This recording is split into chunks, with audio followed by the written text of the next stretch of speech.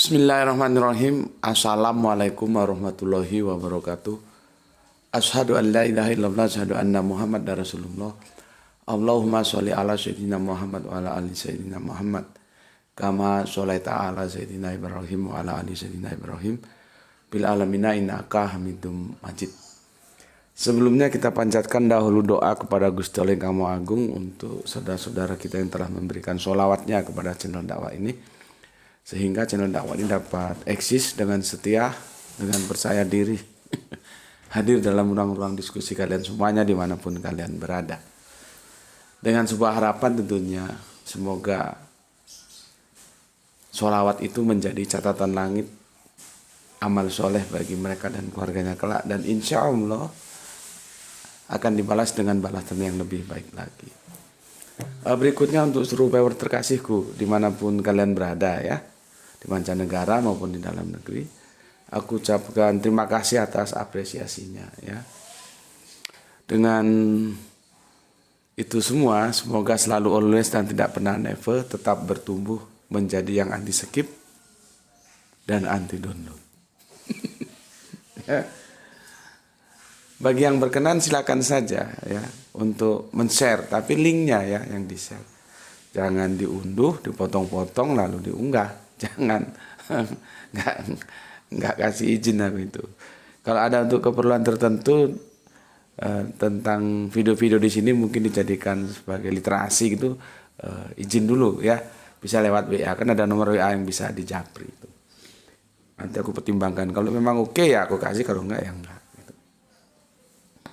Berikutnya seluruhnya ya, aku tidak bisa sebutkan satu persatu. Terima kasih atas doa-doa baiknya untukku, dan aku juga berdoa semua kebaikan doamu untukku Gusti Allah Agung curahkan kepadamu semuanya. Kita sebagai sesama saudara saling mendoakan dalam kebaikan kepada Gusti Allah yang Maha Agung ya. Dan insya Allah doa-doa kita merupakan bagian dari doa-doa yang diijabahi. Amin amin ya robbal alamin. Oke, minum dulu. Kopi morning pengusir dingin. Logika tanpa logistik nggak jalan, maka logistiknya dipenuhi dulu. Bismillahirrahmanirrahim. Alhamdulillah. Oke.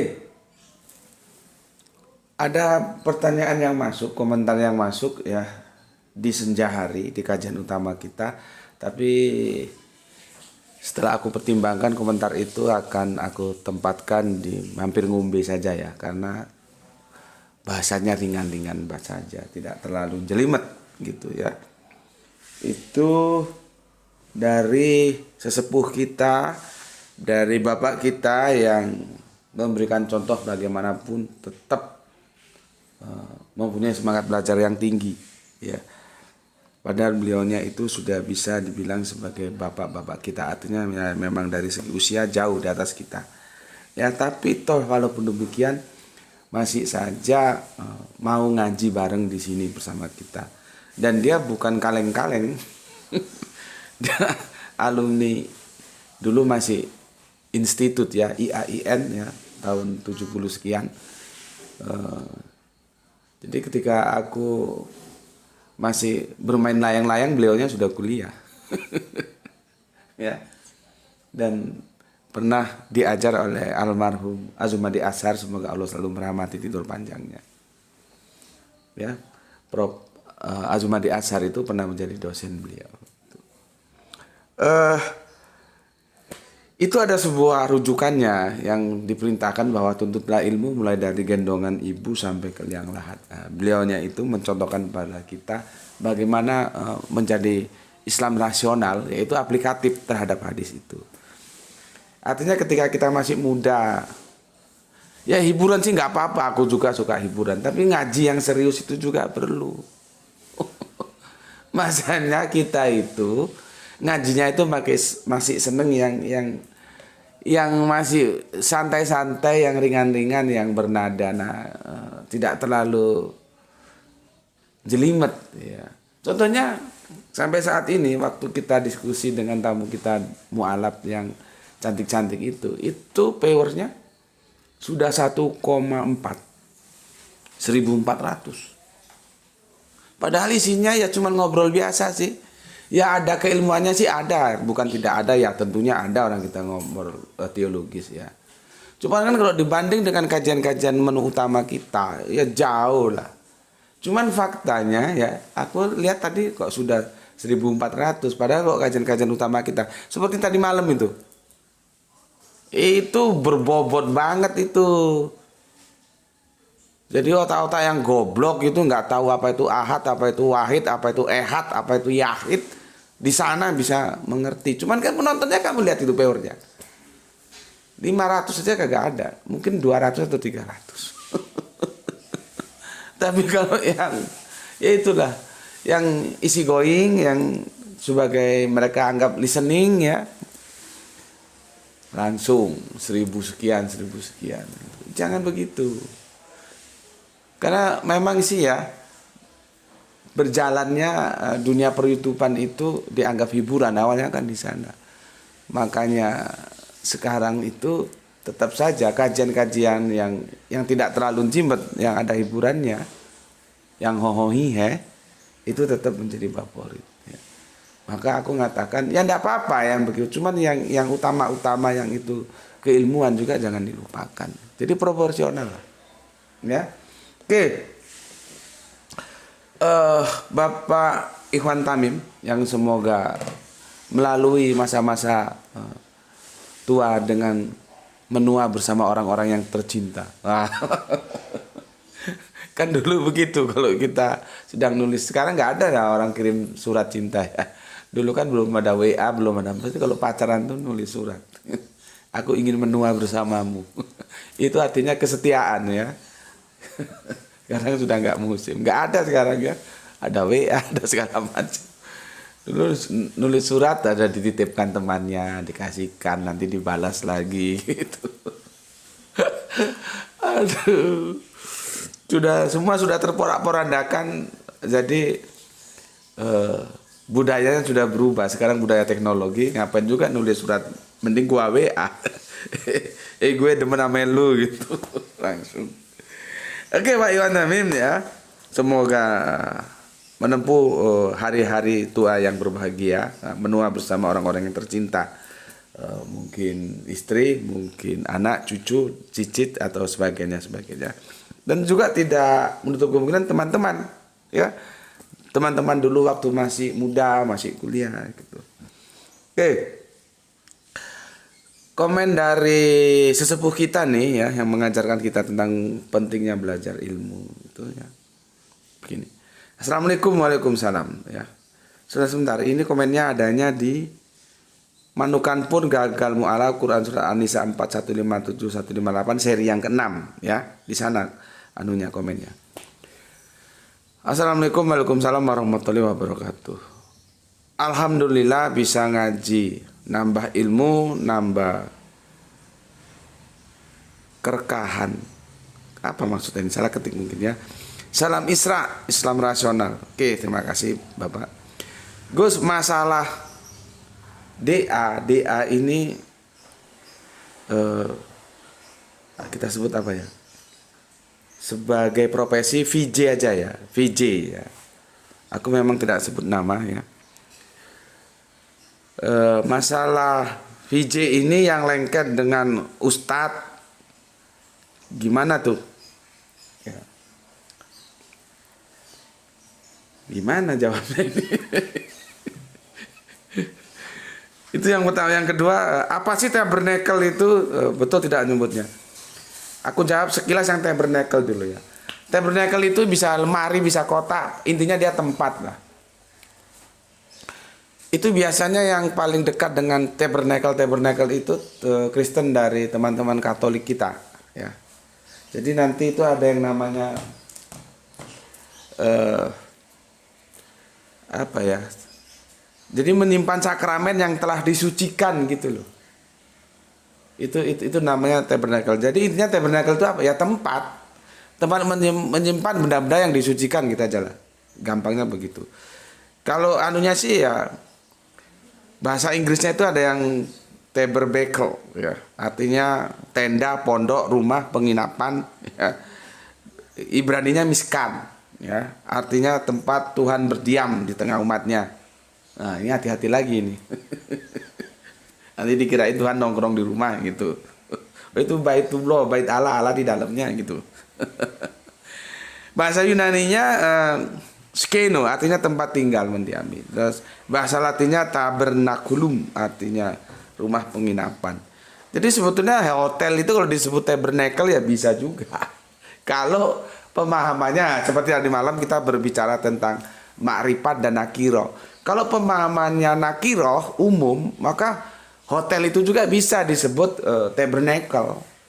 Selama orang-orang yang masuk di hotel itu orang-orang baik. Kan orang masuk hotel itu ada orang baik, ada orang maksiat, macam-macam. Kalau yang masuk itu orang-orang baik itu bisa disebut hotel itu ya tabernacle. Kalau kita menggunakan pendekatan diksi-diksi yang narasinya itu ada dalam konteks nakiroh, tidak makrifat. Ya, kalau makrifat ya tadi itu dia berhubungan dengan teologis untuk menyimpan benda-benda yang disucikan, dia berupa lemari atau peti gitulah ya. Itu gampangannya begitu. Kalau kurang jelas lagi tanya kepada teman yang Katolik. Ya, mereka lebih piawi, expert kalau tentang itu. Kalau yang Protestan sebetulnya kurang, ya. Oke. Itu yang aku jawab yang pertama yang ya hanya pengetahuan aja lah gitu ya. Nah, berikutnya yang hubungan antara si PJ dengan si Ustadz. Ini untuk menjawab, mengapresiasi dari komen yang masuk dari Bapak kita Iwan Tamim ya. Jadi gini Pak, gini minum dulu supaya ngomongnya lancar. Bismillahirrahmanirrahim.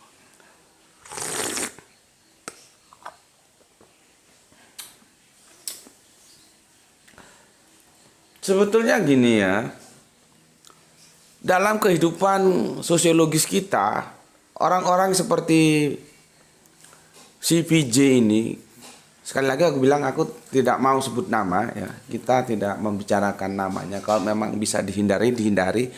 Kalau memang harus disebut ya memang itu penting harus disebut, maka aku baru mau menyebut. Kalau enggak cukup inisialnya saja dan kalian mesti tahulah yang dimaksud karena kan ini sudah menjadi public figure ya. Sebetulnya orang-orang seperti PJ ini banyak Pak.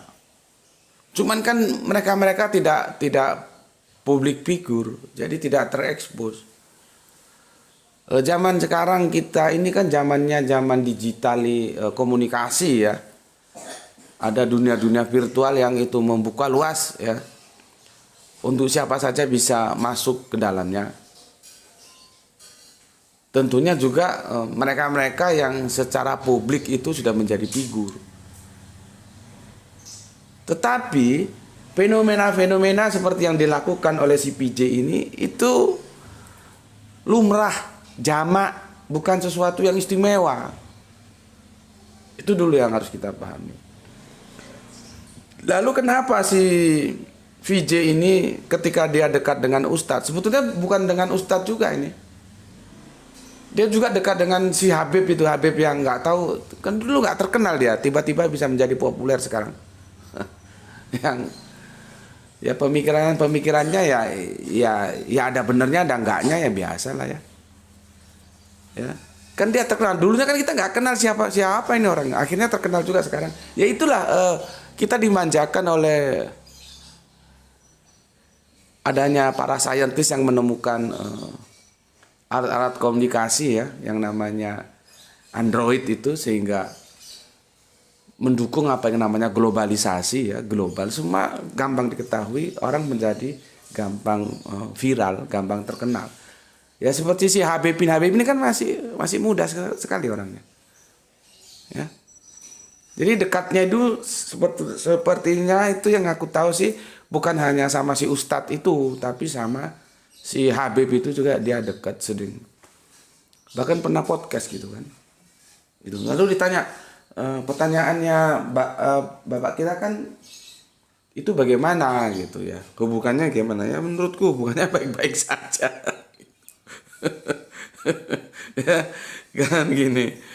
Gus, masalah si VJ yang lagi dekat dengan Ustadz gimana tuh? Ya baik-baik saja gitu lah. Baik-baik saja gitu kan. Yang penting itu begini Pak, kita harus cari tahu dulu ya. Si PJ itu deket-deket Ustadz. Dulunya tidak deket, terus deket itu kan kita juga tanda tanya dong.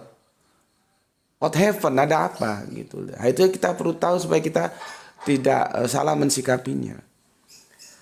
Dia itu dalam kerangka mencari kebenaran atau mengenal kebenaran. Beda Pak, mencari dan mengenal itu beda. Kan sebelum si VJ ini ada lawyer ya, pengacara terkenal lah. Kalau aku sebut namanya pasti kalian juga kenal. Ini sudah terkenal banget dan cukup kaya ya. Dan humanismenya juga cukup baik. Bahkan dia sudah dapat gelar Gus ya, karena pernah masuk pondok pesantren dengan begitu akrabnya, jadi hubungannya menjadi hubungan baik, keakraban persaudaraan dengan tokoh pondok pesantren, sehingga dia yang aku baca dari apa yang dia katakan tuh mendapat gelar Gus gitu ya. Ya bagus-bagus saja ya.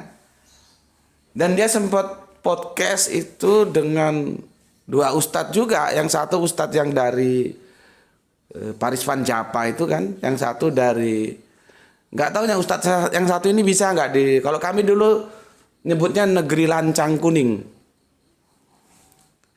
Nah, gue samar-samarin gitu supaya lu semua pada mikir. Lu jangan tercerabut dari budaya kita, dari budaya lu. Negeri lancang kuning tuh mana? Yang julukannya lancang kuning. Terus Faris Van Java itu mana? Harus tahu. Kalau nggak tahu ya goblok kan. Ya, si pengacara terkenal ini kan sempat dekat dan melakukan sebuah diskusi ringan gitu dengan dua ustadz ini, yang satu dari negeri lancang kuning, yang satu dari Paris Van Java. Cuman kalau aku lihat gimana ya, mungkin aku punya sudut pandang berbeda karena aku bukan terlahir dari dunia pondok yang memang halus-halus. Aku ini dari dunia kasar-kasar. Kalau menurutku terlalu slowly, terlalu smooth, terlalu halus. Ya kasar juga enggak bagus, tapi kalau terlalu halus juga kan ya enggak bagus. Ya, sepak bola itu giringnya terlalu lama. Ya, dari diskusinya. Tapi aku juga berpikir begini, karena si pengacara ini juga harusnya dipetakan dia dalam rangka mengenal kebenaran atau mencari kebenaran. Beda. Kalau mengenal kebenaran dia cukup kenal doang. Ya, masakan Padang, gue kenal, ini rempah-rempahnya maut, ini sambal hijaunya maut, ini rendangnya maut. Ya, apalagi menu-menu terkenal masakan Padang tuh. Kebetulan itu gue, favorit gue. Daun singkongnya maut. Semua oke punya lah. Tapi triggernya mengenal, ya sudah mengenal doang. Gue kenal yang namanya warung Padang itu menunya begini. Tapi gue kagak makan. Karena gue triggernya hanya mengenal doang, bukan mencari. Gitu loh, beda. Kalau gue mencari makanan yang enak, mesti gue kepentingannya mau gue makan. Beda. Makanya ustadz-ustadz kita itu perlulah belajar seperti tidak, apa yang orang bilang, kata dalam tempurung itu jangan begitu. Keilmuan ini kan luas. Dan kehidupan, budaya, antropolog terus berkembang. Kalau cuma apa yang didapat itu ke itu saja, tidak mau membuka diskusi, wacana atau gimana lah. Ya begitu-begitu doang. Termasuk ketika ada orang luar, aku bilang orang luar ya, atau kafir Islam gitu kalau teologisnya, itu nggak bisa bagaimana mengatur irama permainannya gitu, terlalu halus. Ya, harusnya dipetakan. Ini maunya gimana? Karena apa gunanya kita mengenal kalau kenal doang tapi tidak mencari? Ya kalau mengenal ya sebatas kenal ya sudah. Paman Kanjeng Nabi itu bukan tidak mengenal Islam loh, jangan salah. Orang Islam itu diajarkan oleh keponakan tercinta dan dia yang ikut membesarkan keponakannya, kok masa nggak kenal Islam? Ya nggak mungkin. Tapi batasnya cuma mengenal, bukan mencari. Jadi beda. Ada orang mengenal kebenaran, ya sudah kenal ya sudah. Kalau dia mencari kebenaran, setelah dia dapatkan, dia akan memegang kebenaran itu menjadi jalan kehidupan dia. Itu, ya. Oke. Itu aku beri introduction ya tentang si pengacara itu. Sekarang si PJ ini gimana? Nah, itu tergantung sama si Ustadz sama si Habib ini. Gitu loh. Dia pandai nggak mengajak bermain dalam irama permainan mau. Kalau sepak bola itu mau bola-bola tinggi atau bola-bola pendek itu harusnya kan dibaca. Nah, juga dilihat PJ ini, kalau aku lihat namanya ya, asal namanya itu konsekuen. Kadang-kadang ada nama nggak konsekuen. Namanya Abdullah Patah, tapi pendeta. Ada gitu. Kan nggak konsekuen itu. Ya, kalau namanya Martinus pendeta, nah itu konsekuen. Kadang-kadang ada yang nama dengan agama itu nggak konsekuen. Ya. Aku punya juga kenalan namanya siapa? Umar Tauhid, ya. Tapi ya kafir. Coba. Jadi namanya gak konsekuen gitu. Nah, ini kalau aku lihat namanya, dan dia konsekuen dengan namanya, ini dari saudara Kristen kita. Ya. Nah, dia sedang dekat ya dengan si Ustadz, dengan si Habib. Ya gitu Pak. Nanti tergantung bagaimana si Ustadz sama si Habib ini memanfaatkan momen-momen. Kalau dia ketemu aku kan tidak mungkin, orang aku bukan public figure. Artinya Ustadz dan Habib katakanlah tokoh-tokoh agama yang sudah mencapai tataran public figure, itu seharusnya membekali dengan sebuah pengetahuan comparative religion. Mengkomparasi, itu kerjanya rasio, maka Islam rasional. Rasio itu kan artinya pembanding.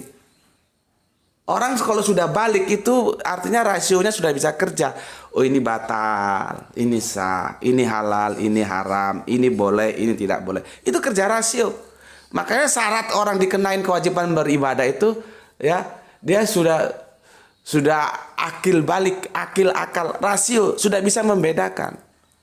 Lah kalau dia nggak bisa membedakan batal sama sah, bagaimana? Misalkan dia sudah wudhu terus dia tidak tahu ini batal, ini sah, tidak tahu, kan dia akan repot.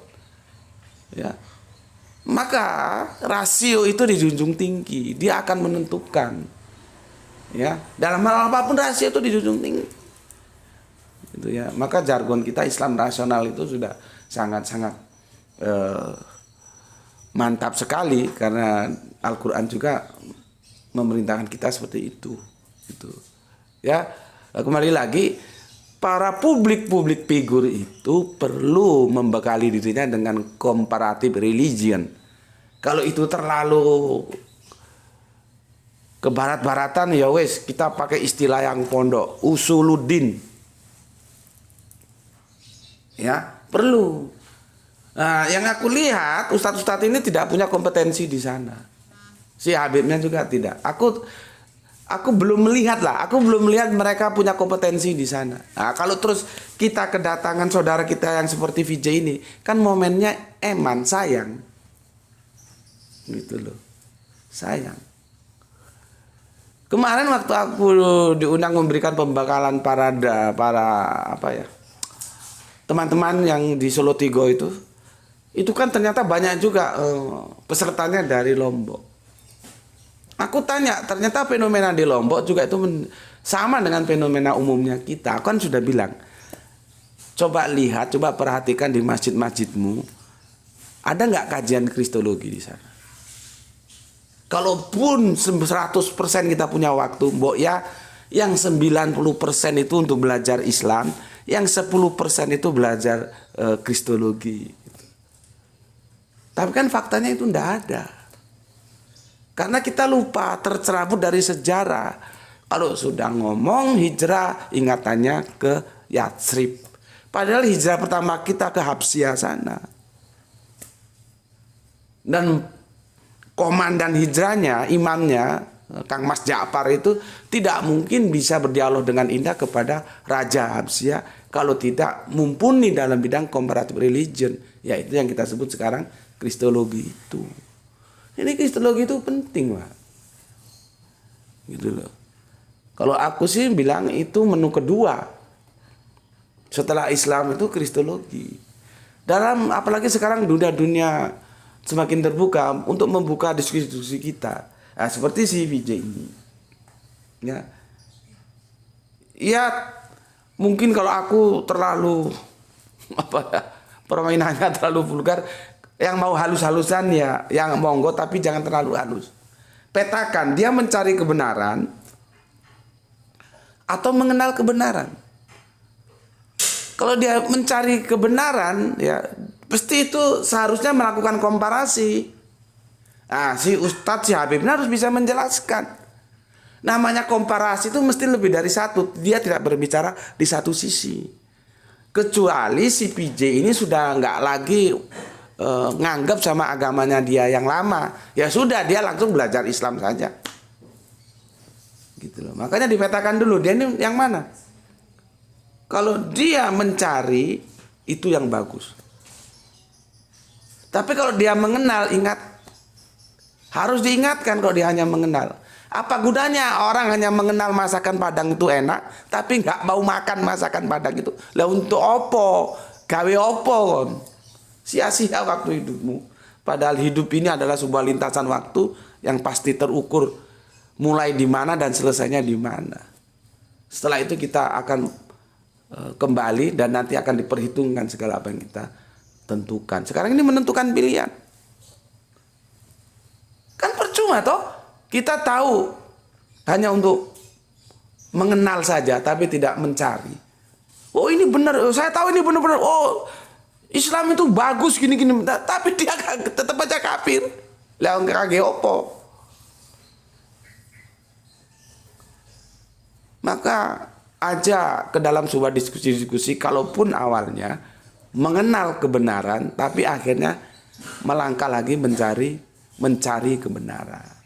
Nah kalau sudah mencari kebenaran, itu memang nanti ya comparative religionnya harus bermain, kemampuan komparasinya harus bermain gitu. Nah, orang-orang seperti aku ini itu tidak mungkin diundang salah satu TV nasional gitu memberikan kajian, tidak mungkin. Ya, sejauh mana TV itu berani? Karena orang yang menekuni comparative religion itu betapa luas muaranya, hulunya itu seluas apapun, tapi dia akan bermuara pada satu titik, inna dina indallahi Islam. Kan gue pernah bilang, misalkan ada ustadz ngomong haji yang bagus, sholat yang bagus, sodako yang bagus, itu kagak ada resiko mau videonya di setel 24 jam di TV-TV yang nasional. Nggak ada risiko, nggak apa-apa. Tapi kalau sudah comparative religion, dia mengatakan inad dina indallahi Islam, itu beresiko. Karena dia akan menyinggung yang lain, pasti. Makanya kan aku bilang, kajian kita ini comparative religion harus diwadahi. Wadahnya itu wadah akademis, untuk menghindari ketersinggungan. Sehingga tidak terjadi tuntutan ini, lapor sana, lapor sini loh. Ini kan akademis. Kalau you nggak setuju ya bantah secara akademis, bukan dibawa ke jalur hukum. Penistaan begini kan jadi repot. Gitu. Ya, jadi seperti aku ini nggak mungkin diundang. Karena ujung-ujungnya mesti Inat dina indalohi Islam. Menafikan yang lain. Ya, ini juga bisa dibilang tauhid. Menyatukan. Yang bermacam-macam teologis di dalam kesadaranku itu aku jadikan hanya satu dengan cara membuang yang lain selain Islam. Itu juga tauhid. Tadi malam kita kan belajar tauhid. Ya. Itu di surat 3, tolong aku kalau salah. Ingatku di surat 3 itu. Suratnya Ali Imran ayatnya yang keberapa ya? Ke-9 atau ke-19, sorry. Ayat yang ke-19 bukan yang 9 ya. Sesungguhnya kalau guruku bilang agama ndak mau. Sesungguhnya din di sisi Allah ialah Islam gitu. Kalau aku masih mau lah bilang sesungguhnya agama di sisi Allah Islam. Karena apa? Kalau aku terlalu kaku bilang din, kalian nanti jadi bingung. Maka aku berusaha untuk keluar dari kekakuan supaya yang penting kalian paham dulu ya. Jadi jangan ngaku sebagai pelaku komparatif religion kalau muaranya itu tidak bermuara pada satu titik seperti apa yang disampaikan pada surat Ali Imran surat 3 yang ke-19 itu. Artinya ini dikaji begini, ini dikaji begini, ini dikaji begini. Nah, nanti keputusannya cuman satu dari begini misalkan 3. Ya, hanya satu yang kita ambil, yang lainnya kita tinggalkan. Nah, itu menyatukan diri. Itu juga bertauhid. Jadi bertauhid itu mengambil yang satu sebagai upaya dan membuang yang lain. Oke. Aku kira cukup ya. Itu penjelasanku ya Pak Ikhwan Tamim ya. Dan juga teman-teman lainnya, semoga kajian ini bisa menambah wawasan kita ya.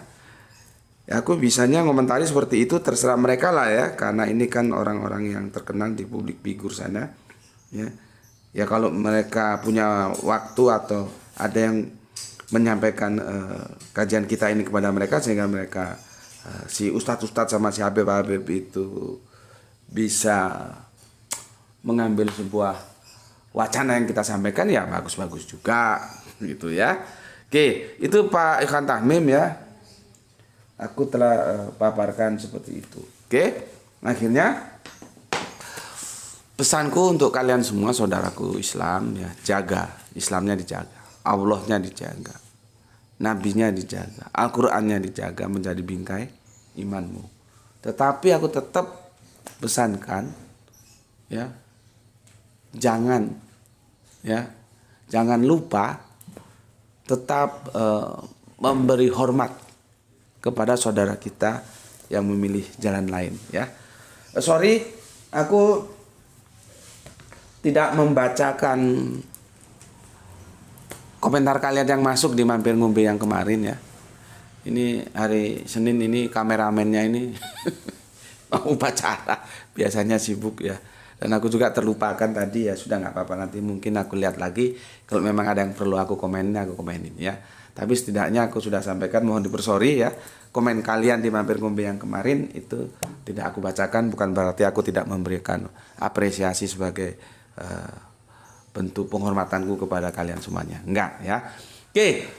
Bismillahirrahmanirrahim. Semoga kita mendapatkan keberuntungan, rezeki yang barokah dan kesehatan yang prima. Alhamdulillahirabbil alamin.